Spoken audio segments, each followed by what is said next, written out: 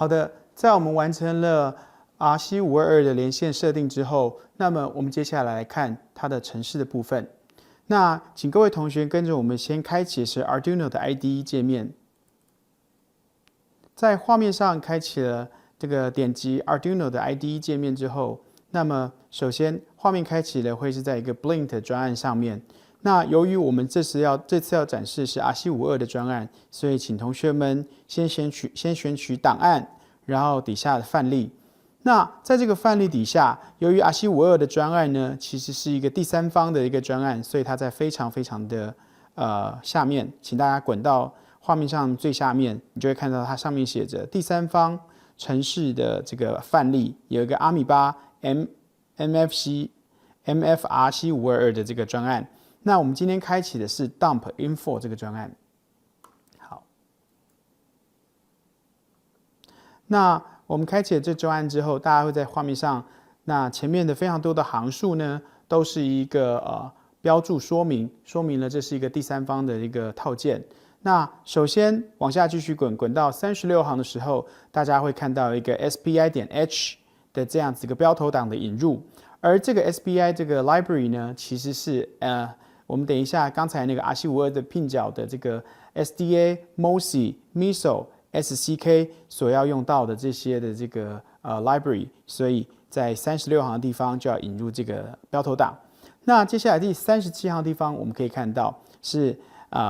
MFRC522.H 这个标头档。那这个标头档呢，其实就是RC52的一个 library， 它里面的功能都写在这个里面。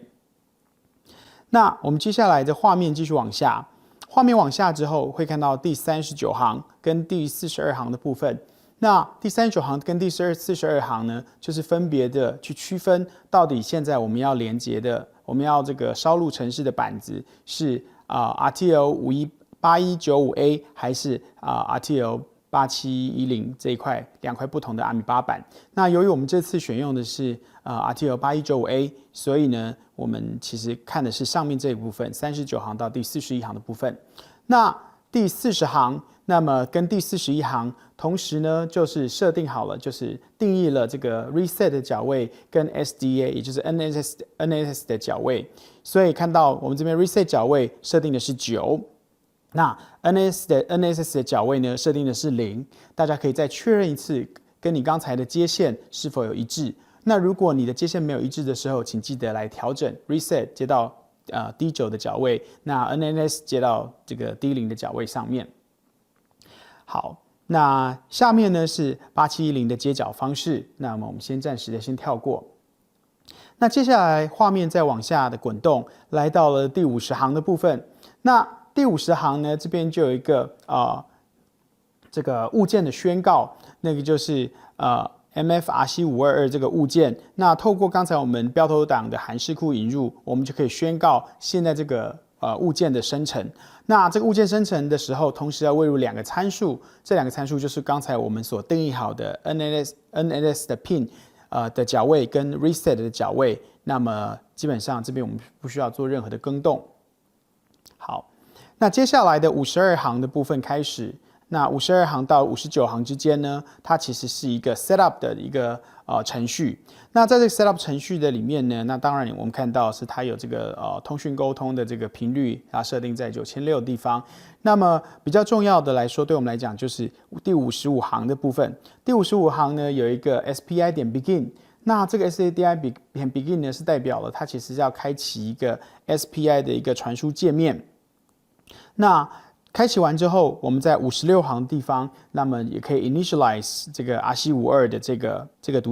读写卡功能。所以在56行的地方，那么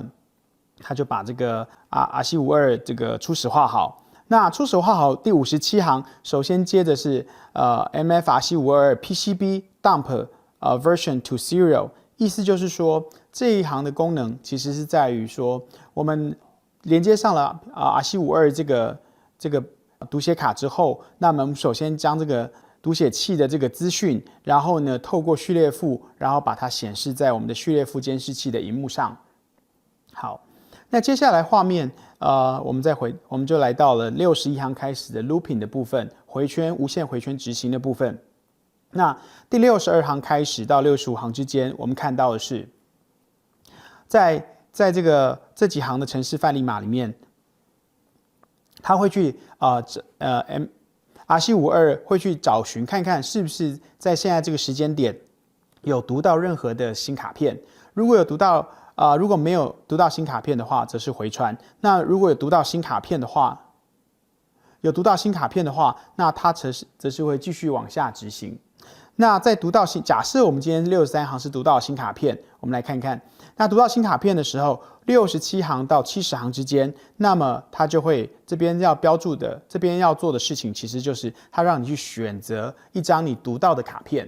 那由于这次的范例里面，我们只会读一张卡片，所以这边呢，我们不需要这额外的选择。那接下来画面再来到了往下72行跟73行的部分。那72行跟73行的部分呢，其实呢，就是说当我读到卡片之后，我要对卡片做什么样的事情？那这边呢，其实在73行的地方，这个 MFRC52 点 PICC 好底线的 dump to series， 这个其实就是说，我们希望在读到这个读写机RC52的读写机之后，读到这个卡片资讯之后，把卡片的内容的资讯，那一样的输出到序列符的这个显示器荧幕上。那我们最主要是要来观察这个卡片的UID。那以上呢就是这个程式的这个说明。那同样的，就是在完成了这个程式呢，由于是内建的范例，所以我们首先来执行这个验证跟编译的工作。那大家会在画面上稍作等待，它正在编译的过程。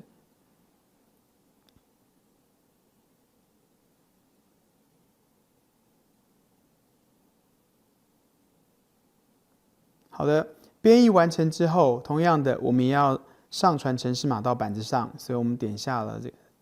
这个按钮，烧录程式码到我们的阿米巴板上面。